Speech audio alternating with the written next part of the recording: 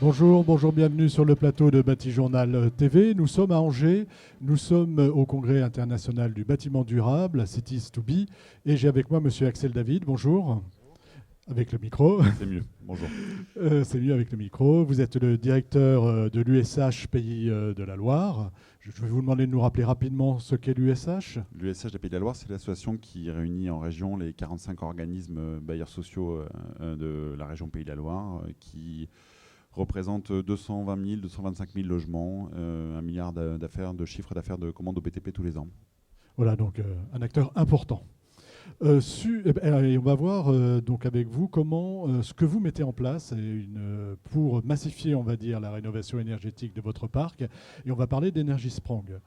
Energy Sprong, qu'est-ce que c'est? Energy Sprong, c'est un projet hollandais à la base qui a été mis en place par nos confrères des Pays-Bas pour tenter de massifier et d'industrialiser la réhabilitation énergétique et de la permettre en faisant des économies d'échelle.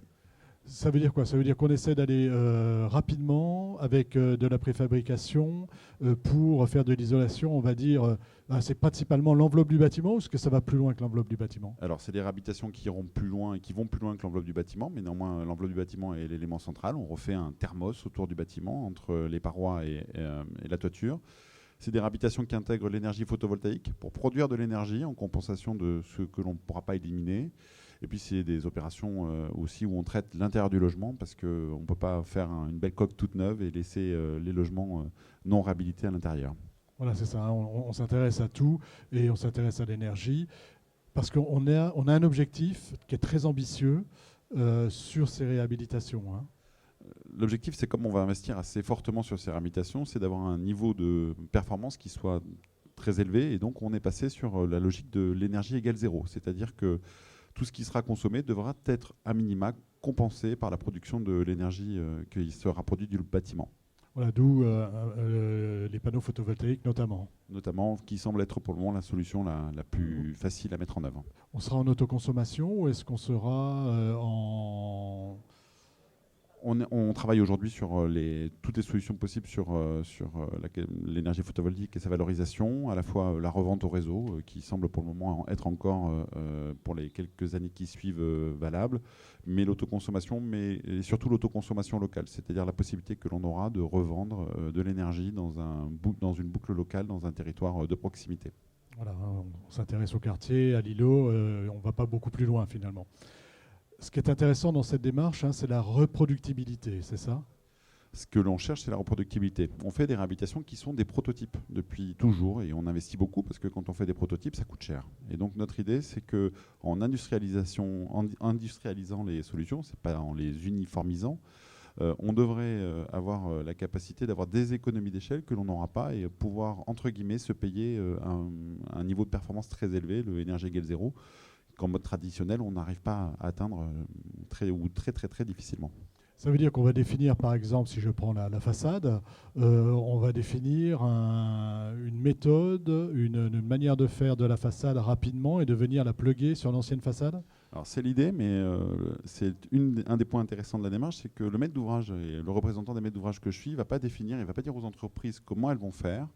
On est dans de la conception-réalisation, on attend que les entreprises nous expliquent les solutions qu'elles vont mettre en œuvre et qu'elles trouvent les solutions d'ailleurs innovantes. Nos collègues hollandais sur la question des façades ont vu des groupements d'entreprises arriver avec des solutions assez différentes qui ont été mises en œuvre et chacune avait de l'intérêt et ont permis de faire avancer la manière de faire sur les autres réhabilitations qu'on suivit. Voilà, ce n'est pas vous qui apportez la solution technique, c'est les entreprises avec qui vous travaillez, les architectes et les entreprises avec qui vous travaillez.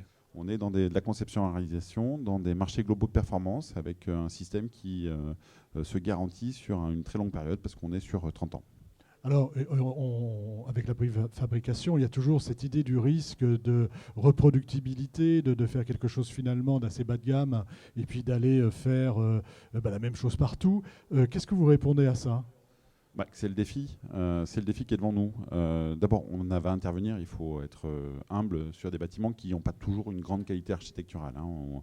Les premiers bâtiments sur lesquels on travaille sont des pavillons rectangulaires au milieu de la parcelle, tels qu'on peut les imaginer. Donc, il ne faut pas que la solution dégrade, mais on va dire que de toute façon, d'un point de vue architectural, Oui, la solution apportera certainement un plus. peut apporter du plus. Mais néanmoins, et c'est un point très important pour nous, la question architecturale, c'est important. On est des acteurs qui font la ville et on a volonté de rester des acteurs qui font la ville. Et donc, il faut que ces solutions, comme on a pu le voir en Hollande sur un certain nombre de projets, soient de qualitatives, qu'elles permettent y compris des choix aux locataires. Et des choix de couleurs, des choix de garde-corps, des choix de portes. Donc on inclut également, il y a une notion de participation, hein, on inclut les locataires dans les choix et dans les décisions qui sont prises, on va dire, sur des éléments de décor, par exemple. C'est un projet qui sera travaillé avec les locataires, en concertation avec eux. On est d'abord dans un processus qui est très favorable pour eux parce qu'on intervient très rapidement sur la maison et l'industrialisation permet d'avoir une intervention en une semaine si on arrive à reproduire ce que font nos collègues hollandais.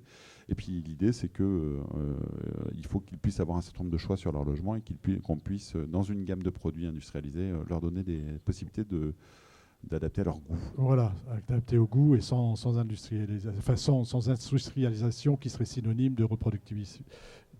Excusez-moi. Aujourd'hui, vous avez une grosse commande, vous avez un gros projet en cours. Et dites-moi un peu de quoi il s'agit et ce que vous comptez mettre en place et pendant combien de temps. C'est ça le concept même de la démarche que l'USHDP alors pilote et qui est l'intérêt de notre démarche. Des collègues en France ont déjà fait des réhabilitations Energy Sprong, Neotoa en Bretagne, Villogia dans le nord de la France. Est Métropole Habitat dans la région lyonnaise, mais ce qu'on n'a jamais reproduit et ce que reproduit nous de la démarche hollandaise, c'est plusieurs directeurs généraux d'organismes, plusieurs organismes qui se mettent d'accord pour dire on commande en même temps.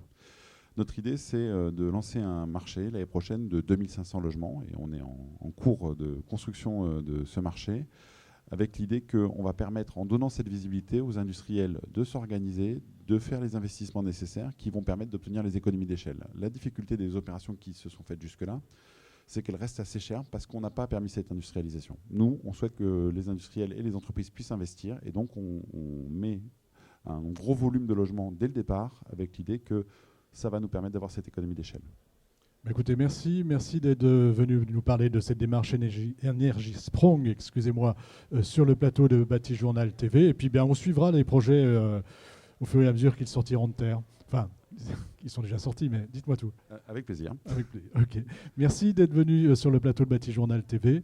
Une émission à retrouver donc sur notre site Bâti Journal TV, sur les sites de nos partenaires France Bois Forêt et Cities2Be. Merci à vous.